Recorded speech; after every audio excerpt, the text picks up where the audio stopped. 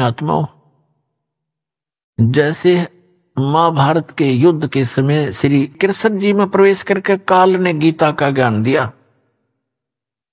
और श्रीमद् भगवत गीता के अंदर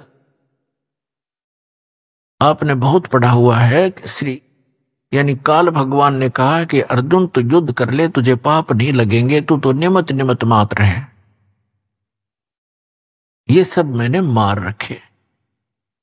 और फिर ये भी कहा कि यदि तू युद्ध में मारा गया तो स्वर्ग प्राप्ति होगी, और यदि युद्ध में जीत गया तेरे पृथ्वी का राज भोगेगा, तेरे दोनों हाथों में लड्डू। महाभारत का युद्ध जैसे तैसे काल ने डरा धमका कर अर्जुन तैयार कर लिया और महाभारत का युद्ध हो गया। उसके बाद युधिष्ठिर जी को पांडव का जो बड़ा था पांडव, उसको राजगद्दी पर बैठा दिया।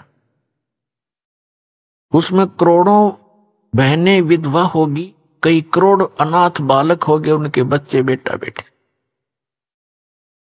18 करोड़ व्यक्ति सैनिक मारे गए, तो उनकी कितनी पत्नियां विधवा हुई होंगी और कितने बच्चे अनाथ हुए। युधिष्ठिर राजगद्दी पर बैठ गया। अपने आत्माओं, परमात्मा कहते हैं मन तू पावेगा अपना किया रे, भोगेगा अपना किया रे। अपना कर्म का भोग तुझे भोगना पड़ेगा जब तक परम संत की शरण में नहीं आएगा। तुम कौन राम का जपते जापम, तात कटे न ये तीनों तापम। तुम कौन भगवान का जाप जपते हो, नाम जपते हो, जिससे तुम्हारे ये 3 ताप भी नाश नहीं हो रहे। 3 ताप के अंतर्गत कौन से आते हैं? जैसे कोई किसी पर जंतर मंत्र कर देता है, कोई किसी को श्राप दे देता है, कोई किसी के घर प्रेत छोड़ देता है, कोई प्रेत आत्मा बाधा करती है, प्रेत बाधाएं हो जाती। ये 3 ताप होते हैं। कहते इन 3 तापों को भी तुम्हारे भगवान नाश नहीं कर सकते। अपने आत्मा उदाहरण देते हैं। कुछ ही वर्षों के अंदर अंदर ही युधिष्ठिर जी को बहुत बुरे बुरे स्वप्न आने लगे। ऐसा लग रहा जैसे उसके घर में सिर कटे हुए व्यक्ति और धड़ धड़ आ रही है, हाहाकार मची हुई है, बहनें चूड़ियां फोड़ रही हैं, विधवा हो गई है, अनाथ बच्चे अपनी माताओं के लिपट कर रो रहे हैं, हमारा पिता कहाँ है, हमारा पिता कहाँ। वो कुछ जवाब नहीं दे पा रही। एकदम भयभीत होकर घबरा कर बैठ जाता है। द्रौपदी ने 1 दिन देखा, 2 दिन देखा, 4 दिन देखा, उनसे प्रार्थना की आप सो जाओ। वो एक बार लेट जाते, तुरंत फिर बैठ जाता, आंखें फटी फटी रहती, राजकाज में कोई रुचि रही नहीं। द्रौपदी ने उन 4 पांडवों से कहा कि आपके भैया के ऊपर कोई आपत्ति है, कोई राज की समस्या है, तुम पूछिएगा। उन 4 ने प्रार्थना की कि भैया आपको कोई ऐसी समस्या है तो हमें भी साथ लो। कहते हैं अपने मन का दुख बताने से बट जाता है, कुछ बताओ क्या कहानी है। उन्होंने बड़ी मुश्किल से बताया कि मुझे ऐसे ऐसे भयंकर स्वप्न आते हैं। अब श्री कृष्ण जी उनके धार्मिक गुरु थे। जिसमें महाभारत का युद्ध कराया उस समय इसके अंदर काल प्रवेश था और वो अपना करवा के नाश निकल गया। इसने कहा कि गीता अध्याय नंबर 4 के श्लोक नंबर 9 में कि मेरे कर्म और जन्म अलौकिक है। विष्णु पुराण के अंदर 2 ऐसी कथाएं हैं कि एक समय असुरों का और सुरों का, देवताओं और राक्षसों का युद्ध हो गया। देवता भाग गए, राक्षसों से डर के बहुत जंगल में जाकर किधर समुद्र के किनारे बैठ के तपस्या की। भगवान विष्णु की युग काल आ गया विष्णु रूप में और कहा ठीक है तो आप ऐसे करो, एक पुरंजय नाम का क्षत्रिय राजा है, उसको तैयार करो तुम युद्ध के लिए। इसने कहा मैं उसमें प्रवेश करके और सब राक्षसों का नाश कर दूंगा, तुम उन राक्षसों को ललकारो जाकर युद्ध के लिए और पुरंजय को प्रसन्न करो, आपके साथ खड़ा खड़ा हो जाए वहां पर, उसके अंदर मैं प्रवेश करके उनको मार डालूंगा। अब देखिएगा, यह है श्री विष्णु पुराण, गीता प्रेस गोरखपुर से प्रकाशित है, सचित्र हिंदी अनुवाद सहित। गीता प्रेस गोरखपुर से प्रकाशित। इसके कौन है संपादक? इसके संपादक हैं मुनीलाल गुप्त, अनुवादक हैं मुनीलाल गुप्त, और गीता प्रेस गोरखपुर से प्रकाशित है। इसके 233 पृष्ठ पर दिखाते हैं आपको। ये है चतुर्थ अंश, और 233 पृष्ठ पे चतुर्थ अंश के अध्याय नंबर 2 के हम यहां आ जाते हैं। पूर्व काल में त्रेता युग में एक बार अति भीषण देव असुर संग्राम हुआ। उसमें महाबलवान दैत्यगण से पराजित हुए हार के देवताओं ने भगवान विष्णु की आराधना की। तब आदि अनंत शून्य अशेष जगत प्रतिपालक श्री नारायण ने देवताओं से प्रसन्न होकर कहा, आप लोगों का जो कुछ भी अभिष्ट है वह मैंने जान लिया है। तुम जो चाहते हो उसके विषय में यह बात सुनिए। राजऋषि ससाद का जो पुरंजय नामक पुत्र है, उस अक्षत्रिय श्रेष्ठ के शरीर में मैं अंश मात्र से स्वयं अवतीर्ण होकर उन संपूर्ण दैत्यों का नाश करूंगा। अतः तुम लोग पुरंजय को दैत्यों के वध के लिए तैयार करो। अब इसका क्या अर्थ है कि देवताओं ने पुरंजय को, ससाद के पुत्र को तैयार कर लिया, उसमें काल प्रवेश कर गया और उसने राक्षसों को मार डाला, भगा दिया, देवताओं की विजय करा दी। अब और दिखाता हूं। एक बार नाग कुल के व्यक्तियों को और गंधर्व कुल के व्यक्तियों ने लूट लिया, उनको मार पीट कर भगा दिया, उनका खजाने लूट लिए। तो फिर वो नाग कुल के व्यक्ति करने लगे प्रार्थना भगवान की। वहां पर भी ये प्रकट हो गया और उनसे कहा, इस काल ने विष्णु रूप धारण करके आ गया यू, और कहा कि तुम पुरुकुत्स नामक अक्षत्री को अपने साथ मिलाओ, उसके अंदर प्रवेश करके मैं गंधर्वों का नाश कर दूंगा। ऐसा ही किया। देखिएगा ये चतुर्थ अंश और तीसरा अध्याय श्री विष्णु पुराण 242 पृष्ठ पे। यहां देखिएगा तीसरा अध्याय। यहां से पूर्व काल में रसातल में मोने नामक 6 करोड़ गंधर्व रहते थे। उन्होंने समस्त नाग कुल के प्रधान रतन और अधिकार छीन लिए थे। गंधर्व के पराक्रम से अपमानित उन नागेश्वरों द्वारा स्तुति किए जाने पर उनके श्रवण करने से जिनकी विकसित कमल सदृश आंखें खुल गई हैं, निंद्रा के अंत में जागे हुए उन जलशाही भगवान सर्वदेवेश्वर को प्रणाम कर उनसे नागगणों ने कहा, भगवान इन गंधर्वों से उत्पन्न हुआ हमारा भय किस प्रकार शांत होगा। तब आदि अनंत रहित भगवान पुरुषोत्तम ने कहा, युनासव के पुत्र मानधाता का जो पुरुकुत्स नामक पुत्र है, उसमें प्रविष्ट होकर उसमें प्रवेश करके प्रेत की तरफ प्रवेश करके मैं उन संपूर्ण दुष्ट गंधर्वों का नाश कर दूंगा। तो इसके कर्म इस प्रकार अलौकिक हैं। ऐसे ही इसने श्री कृष्ण में प्रवेश करके गीता जी का ज्ञान दिया, और बाद में श्री कृष्ण जी को तो पता भी नहीं मैंने गीता जी में बोलिया क्या था। तो पुणात्माओं,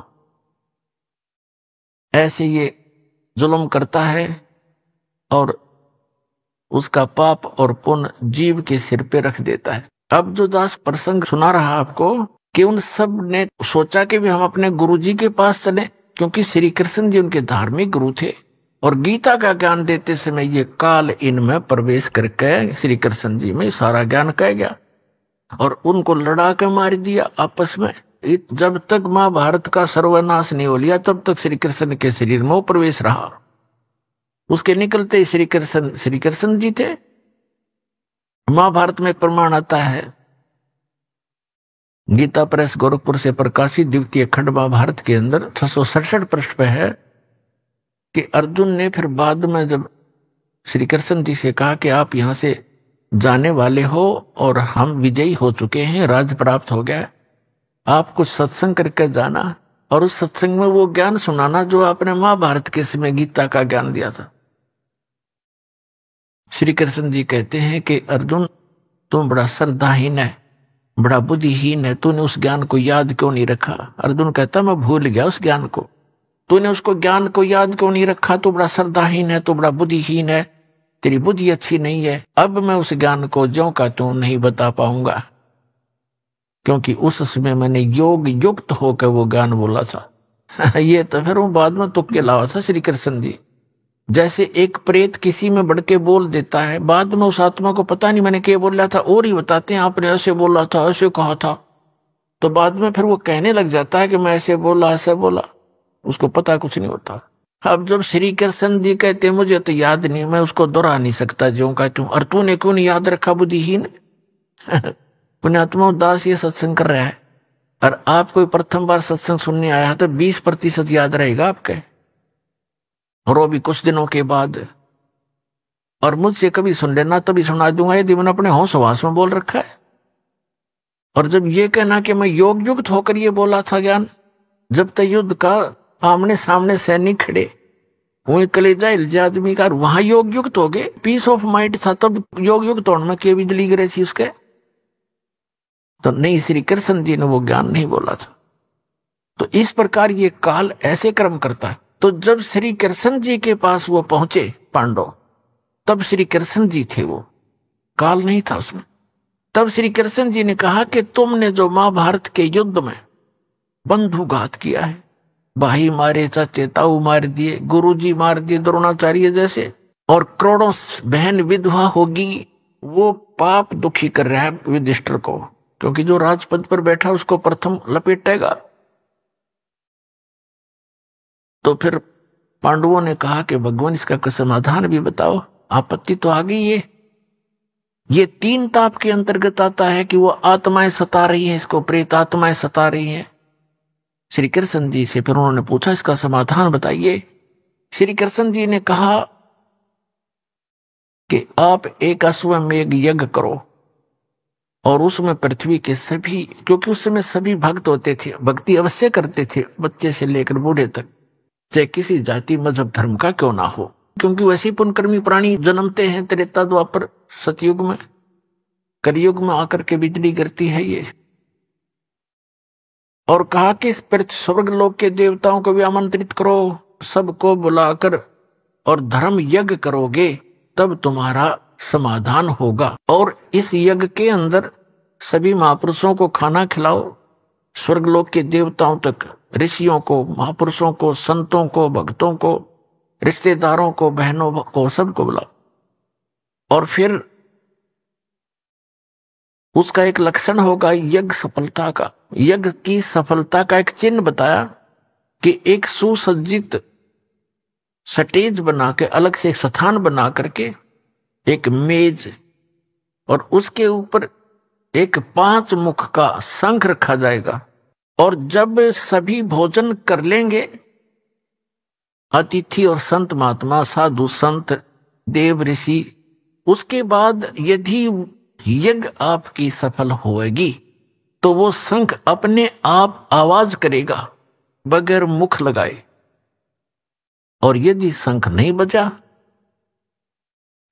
बजा तो समझ लेना आपकी यज्ञ संपूर्ण हुई नहीं, आपका दुख निवारण नहीं होगा। अपने आत्माओं, अर्जुन तो भुगत भोगी था, गीता का ज्ञान कानों से सुन रहा था, और नैया बात तो उसका याद थी कि तुमने कोई पाप नहीं लगेगा, इस बात पर तड़ रहा था। वो सोचा था किसी तरह टल जा, भला उस युद्ध करना चाहे नहीं था, यहां तक कह दिया था कि हम भिक्षा का अन्न मांग कर खा लेंगे पर हम ये जुल्म नहीं करेंगे।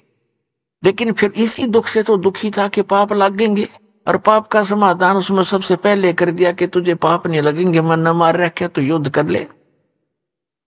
अब जब उसने ये सुना कि तुम्हारे को वो पाप दुखी कर रहे हैं जो तुमने महाभारत में हत्याएं की है, अब अर्जुन के मन में वह बात घनी खटक गई,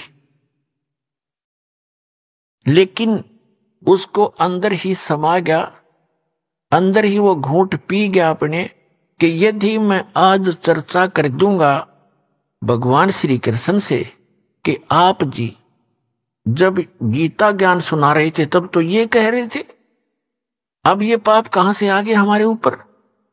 तो मेरा भाई जो है ऐसे स्वभाव का है, ये ना सोच बैठे कि मेरे इस समाधान में, संकट निवारण में करोड़ों रुपये लगेंगे, क्योंकि 88,000 ऋषि, 33 करोड़ देवता, 12 करोड़ ब्राह्मण, 56 करोड़ यादव और ना जाने कितने आम जनता व भोजन करने के लिए आमंत्रित करनी थी, और उनके भोजन में कितना खर्च होना था, बहुत गना।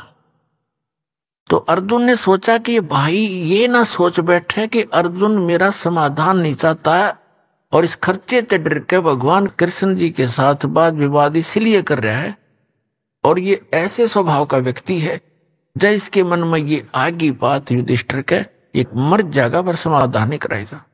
अर्जुन ने इस बात को समझकर अपने अंदर वह सब्र की घूंट पी और चुप रहा। श्री कृष्ण जी से कहा कि आप तिथि और स्थान निहित कर दो, हम अपना निमंत्रण देने जाएं। ऐसे ही हुआ। भगवान श्री कृष्ण जी ने तिथि और स्थान निर्धारित कर दिया। उसके लिए सभी की सेवा लगाएगी, आप इधर निमंत्रण दे के आइए, आप इधर जाइए। इधर काशी शहर की तरफ भीमसेन का नंबर था, उसकी ड्यूटी सेवा थी निमंत्रण देने की। और काशी शहर के बाहर साइड में परमात्मा का वो प्यारी आत्मा सुदर्शन रहा करता कुटिया में, और वहीं साथ में ही परमात्मा का थोड़ी सी दूरी पर झोंपड़ी थी। ऐसे निमंत्रण देते देते भीम पहुंच गया उस सुदर्शन जी की कुटिया में। सुदर्शन जी काफी प्रसिद्ध हो रहे थे उस समय, संत साधु के रूप में, आसपास भी अच्छे आत्मा है, भगत हैं। तो सुदर्शन जी से कहा कि महाराज मैं राजा युधिष्ठिर का भाई भीम हूं और हमने एक यज्ञ का अनुष्ठान किया है, धर्म यज्ञ, आप आइएगा, आपको निमंत्रण देने आया हूं। तो सुदर्शन जी ने को पता ही था क्योंकि वो ज्ञान से परिचित था। उसने कहा कि भीमसेन तुम्हारे घर पे जो खाना खाएगा उसका भी सर्वनाश हो जाएगा। तुम इतने अपराधी व्यक्ति हो, तुमने अपने सुख के लिए करोड़ों बहनों को विधवा कर दिया और करोड़ों बच्चों को अनाथ कर दिया, और आज तुम सुख की इंतजार करते हो, तुम्हें सुख सपने में भी नहीं हो सकता। ऐसा जुल्म कर रखा है, तुम महाअपराधी हो। अपना आत्मा भगत तो वही होता जो साची को है। और मुझे बुलाना है तो मुझे जो यज्ञ तुम करने जा रहे हो, ऐसी 100 यज्ञ कभी कर रखी हो, उन 100 यज्ञ का संकल्प मुझे दे दो, वो पुण्य दो मुझे, तब तुम्हारे घर जाकर मैं रोटी खा सकता हूं। इतना पाप लगा मुझे। अब भीमसेन कहने लगे, वो पहलवान था, कहने लगा भगत बाबा जी तूने आना हो तो आना और ज्यादा बकवाद ना करे। युद्ध ऐसे नहीं जीता हमने एक के मारू था, 4 पड़े थे, गदा के सामने को टिकने वाला नहीं था। और मुझे अपने भाई से डर लगता ना, तेरी अभी टीटवी दबा देता मैं। ऐसे अपशब्द बोल रहा, को बोल तू। भगत जी शांत हो गए, अकी बोलूंगा जी पीट भी देगा पहलवान। सुदर्शन जी चुप हो गए, नीचे गर्दन कर ली, भाई भी राजा है क्या के कर देगा। कहनी थी वह कह दी, ना ये ना आना होता कि तेरे बिना यज्ञ पूर्ण नहीं होगी। हमारे साथ भगवान श्री कृष्ण भी तो हैं, वो श्री कृष्ण जी ने सुप्रीम मान रहे थे। अब यज्ञ का निश्चित समय आ गया और सभी 33 करोड़ देवता, 88,000 ऋषि, 12 करोड़ ब्राह्मण, 56 करोड़ यादव श्री कृष्ण जी के वंशज द्वारका से चलकर आ गए। और ना जाने कितने भक्त, आसपास के जनसाधारण आगे भोजन, भंडारा शुरू हो गया, सबने भोजन खा लिया और शंख टस से मस नहीं हुआ। युधिष्ठिर जी ने कहा कि भगवान अब क्या रहा, होगी हमारी यज्ञ पूर्ण के नहीं, यह शंख तो बजा ही नहीं। शंख के बजे बिना यज्ञ संपूर्ण नहीं हो सकती। तब उसने कहा कि भगवान, आपने भी भोजन खा लिया और ये 33 करोड़ देवता, 88,000 ऋषि, 12 करोड़ ब्राह्मण, चारों वेदों के कंठ याद करने वाले, इन्होंने भोजन खा लिया और फिर भी शंख नहीं बजा। भगवान, हमारे पाप ज्यादा है, किसी का दोष नहीं, हमने बहुत जुल्म कर रखा है, सचमुच ये शीघ्र सी खत्म होने वाले नहीं है। तो उधर से क्या हुआ, श्री कृष्ण जी ने कहा कि युधिष्ठिर, इस शंख को बजाने वाला नहीं आया। युधिष्ठिर जी ने पूछा, भगवान ऐसे ऐसे महापुरुष यहां बैठे हैं, स्वर्ग लोग के देवता भी आगे हैं और आप जी ने भोजन कर लिया, अब कौन है ऐसा महापुरुष आपसे बढ़कर? श्री कृष्ण जी ने कहा कि एक सुदर्शन नाम का एक सुपच है, वाल्मीकि है, वाल्मीकि जाति में जन्मे थे, नाम सुदर्शन था। जैसे आजकल हरिजन कह देते हैं, शेड्यूल कास्ट कह देते हैं, उसे सुपच कहा करते थे। कि उस सुदर्शन को आमंत्रित नहीं किया तुमने महात्मा को? युधिष्ठिर ने कहा कि उधर काशी साइड में हमने भीम जी की ड्यूटी लगाई थी, उसके पूछते हैं। भीम को बुलाया गया और उसे पूछा कि भाई आपने ऐसे ऐसे भगवान श्री कृष्ण जी कह रहे हैं, एक सुदर्शन नाम के वाल्मीकि थे, महात्मा भक्त, उनको नहीं आमंत्रित किया? भीमसेन कहने लगा कि मैंने उसको निमंत्रण दिया था, लेकिन वो तो कबूल आदमी है, वो तो ऐसी बकवाद करने लग गया, तुम तो अपराधी हो, तुमने जुल्म कर रखा है, करोड़ों बहन विधवा करके आज तुम राज कर रहे हो, और तुम्हारे घर पे मैं अन्न उस समय खाऊंगा, तुम ऐसी ऐसी यज्ञ जो करने जा रहे हो, 100 कर रखी हो, उसका फल मुझे दो, तब मैं रोटी खाऊं, ना तो पाप लगे तुम्हारे अन्न खाने वाले को भी, इतने अपराधी हो तुम।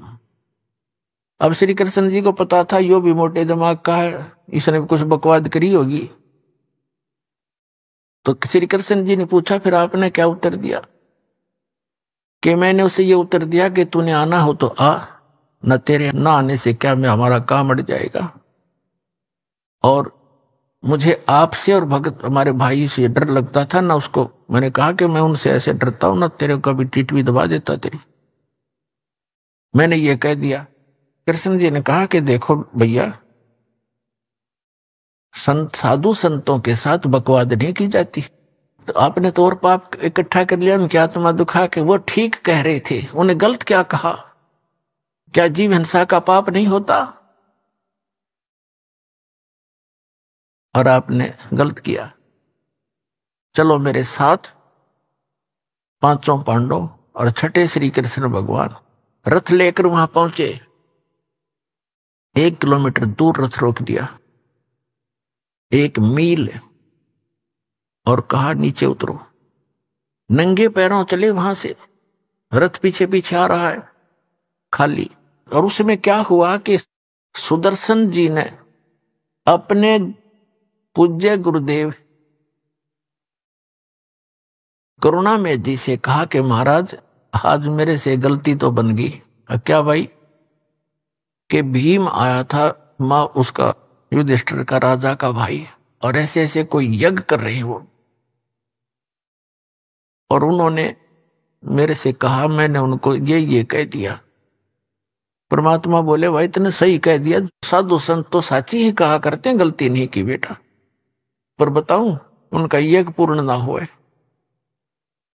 उसको वो फेराओगे तेरे पास। सुदर्शन ने सोचा वो फिर सिर में दर्द करेंगे तो खिसक ले यहां से।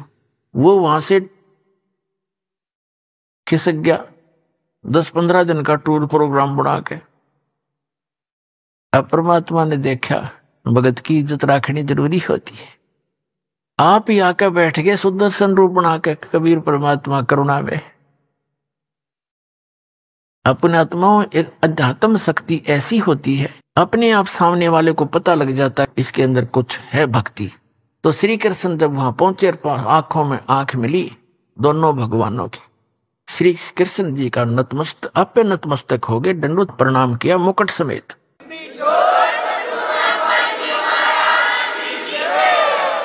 अब श्री कृष्ण जी ने प्रणाम किया, एक झोंपड़ी मास्टर के आ गए, तो उनकी क्या औकात थी? पांचों पांडवों ने भी दंडोत प्रणाम किया, उनको नरम करना था।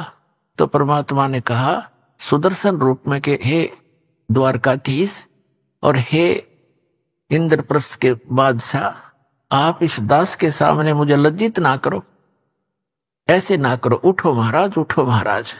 इसलिए परमात्मा उठकाए और वो खड़े किए।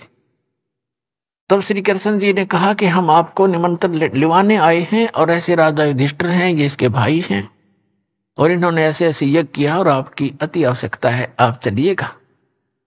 तब परमात्मा ने तो उदोदानी जान थे, उन्होंने रोल कर ही रहे थे सुदर्शन का। कहा कि मैंने इस पहलवान से कहा था मेरी वो शर्त पूरी करो, 100 अश्वमेध यज्ञ का फल मुझे दो, तब मैं चलूं।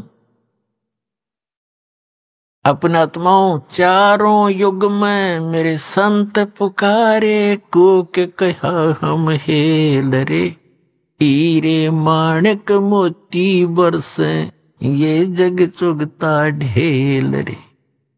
सतयुग में सत सुकृत कह टेरा, त्रेता नाम मुनिंदर मेरा, द्वापर में करुणा में कहाया, कलयुग नाम कबीर धराया। तो परमात्मा ने चारों युगों में ये वाणी बोली है जो भगवान लीला किया करता है, वेदों में भी प्रमाण है। तो श्री कृष्ण जी ने कहा कि परमात्मा आपकी वाणी है, संत मिलन को चालियो, तज माया अभिमान, और जो जो कदम आगे रखे, ओ हे यज्ञ समान। आपकी वाणी है दाता कि संत को मिलने के लिए जब चलो तो अपने अभिमान को घर रखावे। कोई पोस्ट का अभिमान, किसी को धन का अभिमान, जाति का अभिमान, ये यहां नहीं चलेगा। अगर आप संत के दरबार में आ रहे हो, ऐसे जाना चाहिए जैसे चाहे प्रधानमंत्री का भी पुत्र विद्यार्थी है, और जब वो विद्यालय में जाता है वो एक विद्यार्थी की तरह ही बैठता है। ऐसे ही सब बच्चों के साथ मिलकर रहता है, और अध्यापक आते हैं, खड़ा होता है, उनको प्रणाम करता है। अध्यापक उनको खुरकाते धुरकाते भी है जो ठीक से पढ़ाई नहीं करता।